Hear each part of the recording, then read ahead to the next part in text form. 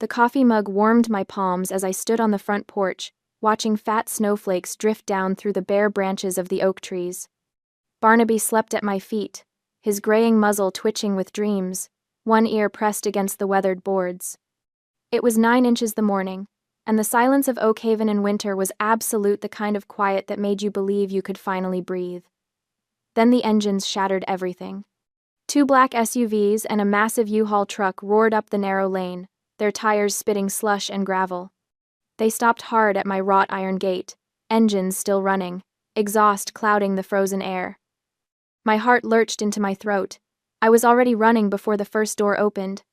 Dad Declan stepped out of the lead SUV, adjusting his wool coat like he was arriving at a country club. That conqueror's smile. That same expression he'd worn when he convinced me to co-sign his business loan 6 years ago, the one I was still paying off. Then Felix jumped down from the truck's cab, already barking orders at 3 men in the back. "Careful with those server racks. Don't scratch the casings." He didn't even look at me. Didn't acknowledge my existence as he directed them to start unloading equipment right there on the curb, blocking the entire street. "What are you doing here?" My voice came out smaller than I intended. Barnaby had woken, pressing against my legs, a low whine building in his chest. Declan's smile widened. "Harper, sweetheart, we're home." Home. The word hit me like a fist. 2 years.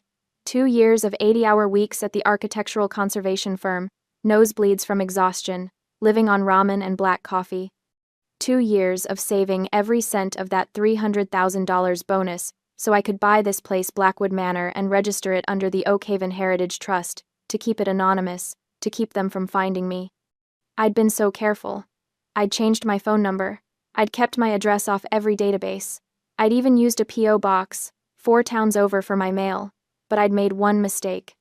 One stupid, arrogant mistake. 3 months ago, I'd posted a close-up photo of the Manor's rare rose window on an anonymous architecture forum. Just the window, no location tags, no identifying information. But the Oak Haven Historical Society had seen it, recognized it, and reshared it publicly on Facebook with the full address, gushing about the restoration of this local treasure. And my mother had Google alerts set up for my name, my old addresses, architectural terms I used in college papers, even the make of my car. She'd found me within hours. "How did you know I was here?" I managed, gripping the gate's iron bars. Declan pointed casually toward the tree line across the street. "I parked right over there for 14 hours yesterday. Watched you walk the dog at 7:30. Saw your Volvo in the drive. Saw you leave for the grocery store and come back alone." He tilted his head, studying me like I was a specimen. "I know you're all alone in this big house, Harper. That's no way to live." The calculation in his voice made my skin crawl. This wasn't a surprise visit. This was reconnaissance. This was tactical. "You need to leave," I said, forcing steel into my voice. "This is private property. You're not welcome here." Felix finally looked at me then, his expression somewhere between pity and contempt. "Harper, don't be dramatic. We're family." He gestured at the server racks being stacked on my curb. "And I've got a business to run. The lease is already signed." "What lease?" Declan pulled a folded document from his coat pocket, waving it like a flag of truce. "Felix is renting your basement. Very reasonable terms, $1 a month for 5 years. You signed it last month, remember?" The world tilted. "I never signed anything." "Your signature's right there, sweetheart." I didn't open the gate. I didn't move. Every instinct I'd spent 2 years rebuilding screamed at me that this was a trap, that opening that gate even an inch would be the end of everything. Declan's smile faded. He pulled out his phone. 20 minutes later, a locksmith's van pulled up. A middle-aged man in coveralls stepped out, toolbox in hand, and Declan intercepted him before he reached the gate. I watched through the bars as my father transformed, shoulders slumping, voice dropping to a concerned, paternal murmur. He showed the locksmith his ID, pointed at the last name we shared. "I'm her father," Declan said, loud enough for me to hear. "I live here. My daughter's having a mental health crisis. She's locked herself inside and won't let anyone in. We're worried sick about her." The locksmith glanced at me, then at Declan's kind, worried face, at Felix standing nearby, looking appropriately concerned. "I understand, sir," the locksmith said quietly. He approached the gate, drill in hand. "Miss, I'm going to need you to step back." "Don't you dare!" I shouted. "This is my property. He doesn't live here. He's lying." But the drill was already screaming, metal on metal, and the sound triggered something primal in Barnaby. The old dog started barking deep, terrified barks that tore at his throat. He'd come from a shelter, found wandering a highway with cigarette burns on his back. Loud machinery still sent him spiraling into panic. Felix's patience snapped. While the locksmith worked the front gate, my brother strode along the fence line to where the decorative iron dipped lower, half hidden behind overgrown forsythia bushes. He grabbed the top bar, hauled himself up and over with a grunt, and dropped into my yard. Barnaby lunged, trying to protect me, but his arthritic hips trembled with the effort. He hesitated for a split second, fear warring with loyalty. It was all the time Felix needed. His boot came up fast and brutal, catching the old dog square in the hip. Barnaby yelped a sound I'd never heard him make, high and agonized, and scrambled away from Felix's reaching hands. "Barnaby, no!" I screamed. But Felix had already reached the gate's interior latch. He twisted it, and the gate swung wide. Barnaby, terrified and hurting, bolted straight through the opening and out onto the road. The busy, icy road where cars came flying around the blind curve at 40 miles an hour. I didn't think. I ran. Behind me, I heard the SUV engines rev. Heard the truck's hydraulic lift whining. Heard Felix laughing as he waved the convoy through. By the time I reached Barnaby, shaking in a snowbank, eyes wild with fear, my family's vehicles were already rolling through my gate and up my drive. The occupation had begun. I stumbled back through the gate 15 minutes later, Barnaby trembling in my arms. He was too heavy for me to carry far, but I couldn't put him down, couldn't risk him running again. His hip joint clicked with each breath, and I felt the wetness of his tears soaking into my coat. Declan blocked my front door, that lease agreement now held up like a shield. "I'm glad you're back, Harper. Let's talk about this reasonably." He gestured toward the open door behind him, where I could hear heavy equipment scraping across my floors. "Felix is just setting up his operation in the basement. Very quiet, very professional. You won't even know we're here." I pushed past him, Barnaby still clutched to my chest. The oak door, my beautiful, restored oak door, stood wide open, letting in the cold. Snow was already melting on the original hardwood floors. "Get out," I said. "All of you. Get out of my house." Declan's expression shifted to something almost paternal. "Harper, I know you're upset, but look at this." He smoothed the lease document against the doorframe. "This is a legal agreement. Felix rents the basement for $1 per month, 5-year term. Your signature, your witness, everything properly notarized." I finally lowered Barnaby to the floor, my arms burning. The old dog immediately limped to the corner and collapsed, whimpering. I looked at the lease. The signature looked like mine. The notary stamp was crisp and official. The date was from 6 weeks ago, a Tuesday, when I'd been at a conservation conference in Boston. "This is forged," I said flatly. "I was in Boston that day. I never signed this." "That's not what the document says." "I don't care what it says. It's fake, and you know it." Felix emerged from the basement door, wiping dust from his hands onto his jeans. He was holding a voltage meter. "What are you doing down there?" I demanded. "Just checking the load capacity," Felix said, his voice dismissive. "Old houses have terrible wiring. I need to make sure the circuits can handle the rigs." I pulled out my phone and dialed 911. "Oak Haven Police?" The dispatcher answered. "I need an officer at Blackwood Manor immediately. I have intruders who broke into my home and assaulted my dog. They're refusing to leave." Declan didn't even flinch. He just folded the lease back into his pocket and smiled. The wait for the police felt like hours, though it was barely 30 minutes before Sheriff Brody's cruiser crunched up the gravel drive. He was a tall man in his 50s, with the weathered face of someone who'd spent decades refereeing small-town disputes. I met him at the door, still holding Barnaby's collar to keep him from trying to follow me outside in his panic. "Thank you for coming, Sheriff. These people broke into my home." "Now, hold on." Brody raised a hand, his voice calm and measured. He looked past me at Declan, who had positioned himself in the foyer like he owned the place. "Sir, are you a resident here?" Declan produced the lease with a flourish. "My son Felix rents the basement. This is a legal tenancy agreement. Signed by the property owner, my daughter, Harper Lawson. Brody took the document, studied it carefully, looked at the signature, the notary seal, the terms. Miss Lawson, is this your signature? No, it's forged. I've never rented anything to anyone. This is my home, and they have no legal right to be here. The sheriff's expression shifted, not unsympathetic, but resigned. Ma'am, I understand your frustration, but this appears to be a civil matter. Your brother has a lease agreement that appears valid on its face. I'm not a handwriting expert, and I'm not a judge. If this signature is fraudulent, you'll need to prove that in civil court and go through the formal eviction process. Eviction? Sheriff, they kicked my dog. They broke in here with bolt cutters. Did anyone witness the alleged assault on the animal? I opened my mouth, then closed it. I'd been out on the road when Felix kicked Barnaby. The locksmith had been focused on the gate. It was Felix's word against mine. I felt the ground shifting under me. This wasn't about justice. This was about procedure, technicalities, the difference between civil and criminal law. Declan smiled at the sheriff. Officer, I think my daughter just needs some time to adjust to the new arrangement. Family can be complicated. I looked at Barnaby, limping and whimpering in the corner. At Felix, grinning from the basement doorway. At my father, playing the reasonable patriarch. And I realized, the law was being weaponized to protect the people hurting me. Fine, I said quietly. Sheriff, thank you for your time. Brody tipped his hat, clearly relieved to escape the domestic minefield. You folks work this out, and please, keep it civil. As Brody turned to leave, I pulled out my phone. My contacts list still had them all. Mom, Dad, Felix.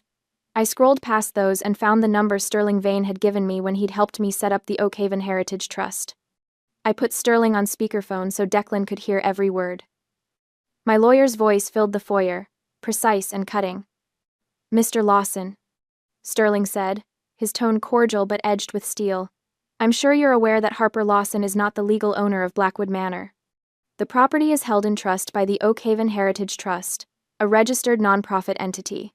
Harper is the trustee, not the owner. Declan froze. Sterling continued. Which means that lease agreement, the one with Harper's signature, is invalid regardless of its authenticity. Harper cannot rent property she doesn't personally own. Any rental agreement would need to be executed by the trust itself, with proper board approval and documentation. I watched my father's face cycle through confusion, anger, and finally calculation. Furthermore, Sterling added, if that signature is forged, as Harper claims, then you've used fraudulent documents to gain access to trust property. That's not a civil matter, Mr. Lawson. That's criminal trespass on a nonprofit entity, a felony in this state. Felix's grin vanished.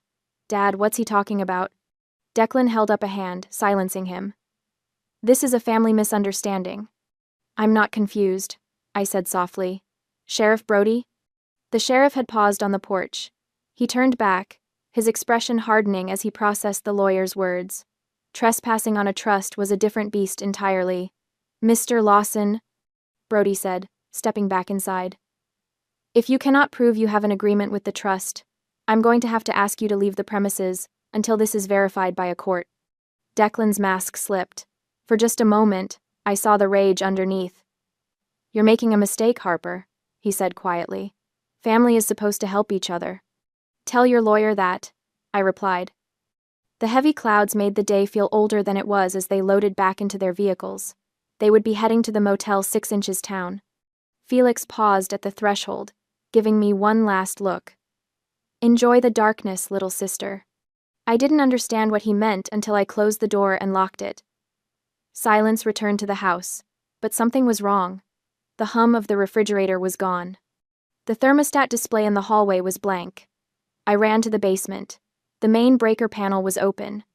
Felix hadn't just checked the capacity. He had severed the main feed wires to the furnace and the kitchen circuit. He'd sabotaged the heating system before the sheriff even walked in the door. I wrapped myself in blankets and sat on the floor next to Barnaby, both of us shivering. Outside, the temperature dropped to -3 degrees. Inside, I deleted Mom and Dad from my emergency contacts and saved Sterling Vane to my favorites. The battle had just begun. The house felt like a tomb. I woke on the second day, wrapped in 3 blankets on the living room sofa, my breath clouding in the frigid air. Barnaby was pressed against my legs, shivering despite the old quilt I'd tucked around him. The Victorian radiators stood silent and cold, the elaborate ironwork now just decorative coffins for a heating system Felix had murdered. I'd called 4 electricians the night before. 3 hadn't answered. The 4th had listened to my description of the damage and said he couldn't come until after New Year's, a week away. Everyone was booked, or gone, or unwilling to drive out to Oakhaven in the snow for an emergency call. So I sat in the cold and did the only thing I could. I documented everything. Photos of the electrical panel, wires hanging like severed arteries, close-ups of Barnaby's hip, the bruising now dark purple beneath his fur. Screenshots of the property deed showing the Oakhaven Heritage Trust as the legal owner, the forged lease agreement, photographed from every angle. I was uploading the files to a secure cloud drive when my phone rang. Unknown number. Miss Lawson? A woman's voice, professional and irritated. This is Patricia Newell from Oakhaven Electric. I'm calling about the account transfer request we received this morning. My fingers froze on the keyboard. I didn't request any transfer. Our records show a request, submitted at 8:47 a.m., to transfer the account for Blackwood Manor from your name to Felix Lawson. The caller provided your social security number for verification. Ice flooded my veins, and not from the temperature. That wasn't me. Someone's committing identity fraud. A pause. I see. Can you verify your social security number now? I did, and heard Patricia's typing accelerate. All right, Miss Lawson. I'm flagging this as fraudulent and reversing the transfer. You'll want to file a police report immediately. Whoever called us this morning had access to your personal information. After I hung up, I sat staring at my phone. Felix didn't have my social security number. I'd never shared it with him. But Mom did. Mom had co-signed my student loans. Mom had my SSN memorized, written in her precise handwriting in the family records she kept. And she'd just handed it to Felix to commit utility fraud, to manufacture proof of residency, to build his fraudulent claim to my home. I called Sterling Vane. Harper, he answered immediately. I've been expecting your call. I saw the social media posts. What posts? He sighed. Your mother has been active on Facebook since yesterday evening. According to her narrative, you've kicked your elderly parents out into the cold, refused to let your brother operate his legitimate business, and are having some kind of breakdown. She's rallying quite a bit of sympathy. I pulled up Facebook on my laptop. Mom's page was public, and she'd been busy. Heartbroken tonight, her latest post read. My daughter has locked us out of the family home in this freezing weather. We've tried everything to reach her, but she's not well. Please keep Harper in your prayers. Sometimes mental illness makes people turn against those who love them most. 300 reactions. 87 comments, most expressing concern and sympathy. I closed the laptop before I could read the comments. Harper? Sterling's voice pulled me back. Are you still there? They're lying about everything. I know, which is why we're going to hit them with everything we have. His tone shifted to something razor-sharp. The utility fraud gives us ammunition. I want you to file a police report immediately for identity theft. Then we're filing a complaint with the FTC. This isn't just about your house anymore. Felix just committed a federal crime. Will it be enough? It's a start.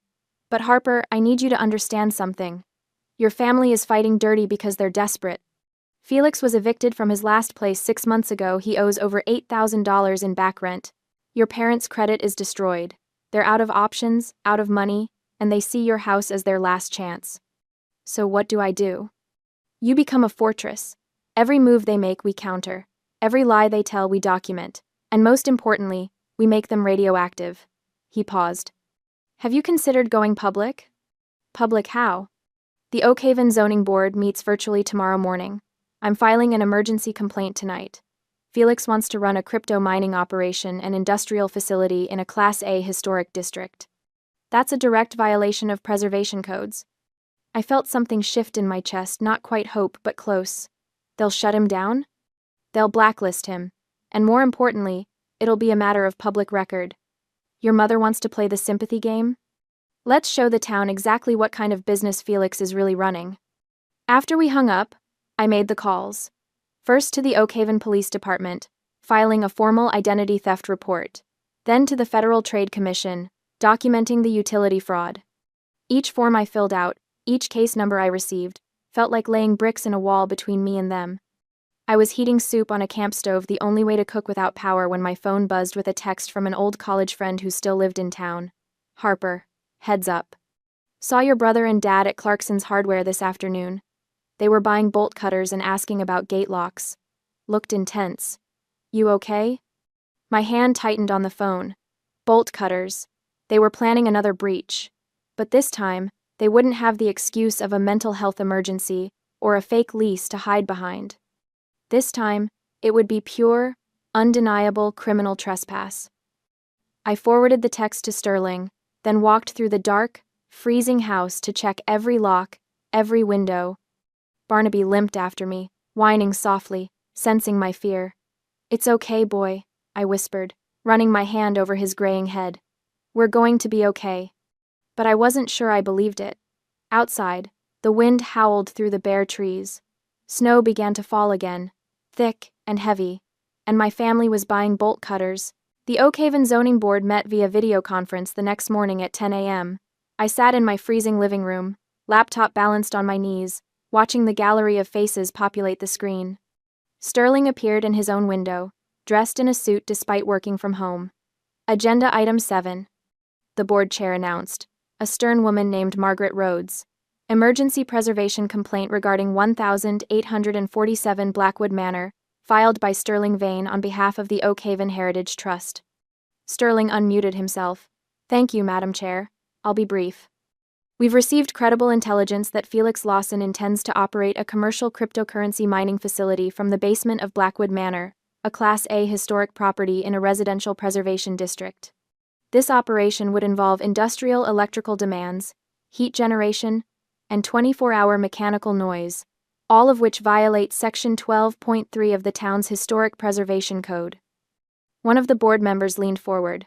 Has Mr. Lawson applied for commercial permits? No, sir. He attempted to enter the property using fraudulent lease documentation and has made no effort to comply with any commercial zoning requirements. Margaret Rhodes' expression hardened.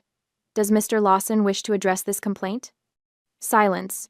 Felix and Declan weren't on the call. They'd probably never even known about the meeting. Very well.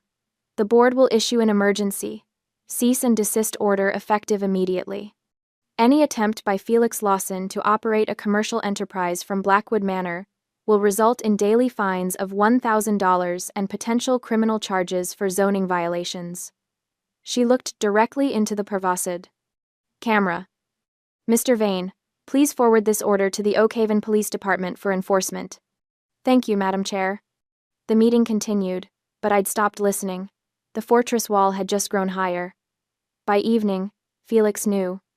I discovered this when my phone exploded with notifications, all from the private messages Tiffany, his girlfriend who, helping them from the shadow, was broadcasting on her Instagram. Felix, the town just blacklisted me. My sister destroyed everything. Felix, we can't stay at the motel anymore. My card got declined. We're out of money. Felix, this is your fault. You had to go psycho with the lawyers. I screenshot every message and sent them to Sterling. Then I did something I'd never done before. I went on offense. There was a local blogger in Oakhaven, a retired journalist named Linda Mercer who ran a community news site. She covered everything from town meetings to local business disputes, and she had a reputation for being thorough and fair. I sent her an email. Miss Mercer, my name is Harper Lawson, and I'm the trustee of the Oakhaven Heritage Trust, which owns Blackwood Manor. I wanted to make you aware of a situation that may be of interest to your readers.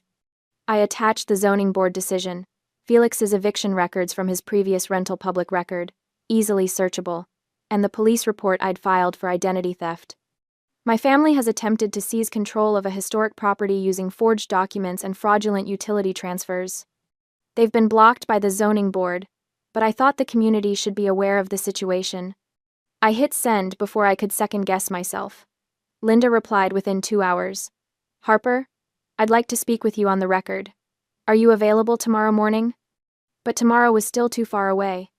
That night, as I sat bundled in blankets with Barnaby curled against my side, I heard a vehicle pull up outside. Just one, moving slowly, headlights off. I crept to the window and peered through the heavy curtains. Declan's SUV, idling at the end of the driveway, watching the house. After 10 minutes, it drove away. They were reconnoitering again. Planning. I pulled out my phone and called Chase, the archaeologist from the Historical Society who'd been helping with the Manor's garden restoration. We'd worked together on several projects over the past year, and he'd proven himself to be quiet, competent, and trustworthy. Chase, I need a favor. It might sound strange. Try me. His voice was calm, unbothered by the late hour. I explained the situation. Not all of it, but enough. The family, the fake lease, the threats. I think they're going to try to break in again. Soon. And I need to make sure this gate holds. I'll be there in 20 minutes. He arrived with his truck bed full of tools and materials. Together, we reinforced the gate discreetly, adding internal braces that wouldn't be visible from the street, installing a heavy-duty padlock that couldn't be drilled easily. Nothing dramatic, nothing that would telegraph our preparations. Harper, he said as we worked, his breath fogging in the cold. You know you don't have to face this alone, right? I looked at him, really looked at him for the first time in months. The steady hands, the careful attention to detail, the way he'd dropped everything to help me without asking questions. Thank you, I said quietly. I mean it. If you need anything. Actually, I interrupted, an idea crystallizing. There's something. New Year's Eve. Are you free? By the next morning, Linda Mercer's article was live on her site. Historic property dispute turns ugly. Family accused of fraud and zoning violations. The piece was scrupulously fair. She'd even reached out to Declan for comment, though he'd declined, but the facts spoke for themselves. Felix's eviction history, the forged lease, the zoning board ruling, all laid out in clean, verifiable detail. The comments section filled within 1 hour. The town's sympathy for my homeless family evaporated as people realized what was actually happening. My phone buzzed with a text from an unknown number. You're going to regret this. We're family. You don't destroy family. I forwarded it to Sterling and Sheriff Brody. Then I started making other calls, quiet calls, to the mayor's office, to the president of the Historical Society, to carefully selected members of Oak Haven's small but influential social circle. I'm hosting a small New Year's Eve gathering. I told each of them. Nothing fancy, just close friends. I'd be honored if you could join me. Every single one accepted. I gave them all specific instructions. Park at the rear entrance. Come in through the garden gate. Keep it quiet. The front of the house needed to look abandoned. Chase helped me prep the interior. We brought in a piano player, a small catering setup, enough champagne for 30 people. On New Year's Eve morning, Tiffany posted one final video. She was standing outside the Motel 6, Felix visible in the background loading suitcases into the truck. This is it, you guys, she said, her voice shaking. We're officially homeless. Felix's evil sister has destroyed us, but we're not giving up. Tonight we're going to reclaim what's rightfully ours. Justice will be served. I watched the video 3 times, memorizing every detail. Then I called Sheriff Brody. Sheriff, I have reason to believe my family will attempt to break into Blackwood Manor tonight. I have video evidence of them threatening to reclaim the property, and a witness who saw them purchase bolt cutters. I'm formally requesting police presence. There was a long pause. Miss Lawson, I'll be attending your New Year's gathering as a guest, but I'll have my badge with me. If anything happens, we'll handle it appropriately. Thank you, Sheriff. The trap was set. New Year's Eve arrived with brittle, crystalline cold. I'd finally gotten the heating system repaired. It had cost $4,000 to fix the damage Felix caused, and Blackwood Manor was warm again for the first time in a week. I kept the heavy velvet curtains drawn tight in the front rooms. Not a sliver of light could escape to the street. From outside, the house had to look empty. Guests arrived throughout the afternoon, all through the back entrance as instructed. The mayor and his wife, the president of the Historical Society. Sheriff Brody in a suit, though his badge was clipped to his belt. Local architects, preservationists, and a few of the wealthier donors who supported historic properties in town. Chase had helped me set up the great room warm lamps, a string quartet playing in the corner, catering stations with elegant finger foods. It looked like a scene from a Gilded Age party, all the more surreal given what I knew was coming. Are you sure about this? Chase asked quietly, handing me a glass of champagne I had no intention of drinking. It's not too late to just call the police now. I'm sure. I looked around the room at the assembled crowd, people of influence, witnesses, the exact opposite of what Felix expected to find. They need to face consequences. Real consequences. And for that to happen, they need to commit a crime that can't be explained away as a civil matter. At 11:30 p.m., I positioned myself near the curtained front windows, creating a small gap to watch. Most of the guests were mingling in the great room, unaware of what I was anticipating. The string quartet played something soft and elegant. Crystal clinked against crystal. It was perfect. Then I saw them. 2 vehicles, headlights off, rolling slowly up the lane. They parked at the tree line across the street, just visible in the ambient glow of the streetlights. I watched 3 figures emerge: Declan, Felix, and Tiffany, her phone already up and recording. They're here, I said quietly. Chase appeared at my shoulder, and Sheriff Brody casually drifted closer, his hand resting near his badge. The mayor noticed the shift in energy and moved to the window. Harper, what's happening? Watch. Felix led the approach, bolt cutters gleaming in his hands. Tiffany walked beside him, phone held high, live streaming to her followers. It's 11:45 on New Year's Eve, she announced breathlessly to the camera. We're about to reclaim justice. Felix's sister has been illegally keeping him from his property, but that ends tonight. Watch this, you guys. This is what standing up for yourself looks like. They reached the gate. Felix examined the reinforced lock, the one Chase and I had installed, and positioned the bolt cutters. The blades bit into the metal with a sharp crack that echoed across the frozen yard. The lock fell away. Felix kicked the gate open, the iron clanging against the stone post. Then he strode up the walkway toward my front door, Declan and Tiffany trailing behind. Harper! Felix's voice boomed across the property. I know you're in there. This is my house now. You can't hide anymore. He reached the oak door, my beautiful, painstakingly restored oak door, and kicked it. Once, twice. The frame held. But on the third kick, the lock mechanism gave way and the door crashed inward. Felix stormed into the entryway, bolt cutters still gripped in one hand, his face red with rage and triumph. Harper, there's nowhere to... He froze. The entryway was flooded with warm golden light from the great room beyond, and standing there, champagne glasses in hand, were 30 of Oak Haven's most prominent citizens. The room fell into a terrified silence.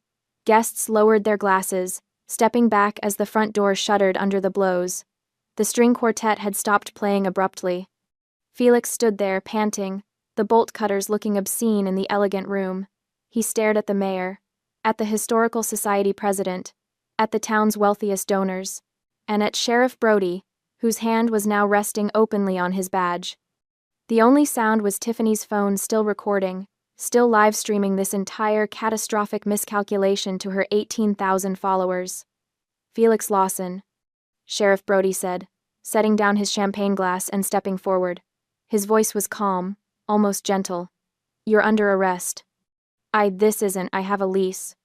You have forged documents. You have a zoning board cease and desist order. And now you have just committed breaking and entering with burglary tools in front of 36 witnesses? Brody pulled his handcuffs from his belt. This is no longer a civil matter. Declan tried to step forward, to play the mediator, his hands raised in a placating gesture. Officer, please, this is just a family misunderstanding. Mr. Lawson, Brody interrupted. I have arrest warrants for you as well. Forgery, conspiracy to commit fraud, identity theft. Step over here, please. I stood on the landing of the grand staircase, looking down at them. Felix's eyes found mine, and for a moment I saw something almost like desperation. Harper, please. We're family. You can't do this. Mr. Declan Lawson, I said quietly, my voice carrying in the sudden silence. Please direct all future communications to my attorney. 2 more squad cars pulled up outside, lights flashing red and blue across the snow. 4 officers entered through the broken doorway. Felix was handcuffed first, breaking and entering. Criminal trespass. Possession of burglary tools. Animal cruelty from the incident with Barnaby. The identity theft charge from the utility fraud. Declan was next. Forgery. Conspiracy. Fraud. Tiffany stood in the doorway, still holding her phone. watching it all unfold on her own live stream. The comments were scrolling past faster than she could read them, but I could see her face going pale as she realized what she'd just broadcast. She looked at Felix, at the handcuffs, at the watching crowd. I didn't know. Felix, you said this was legal. You said. Tiffany, don't. Felix started, but she was already backing away. We're done, she said flatly.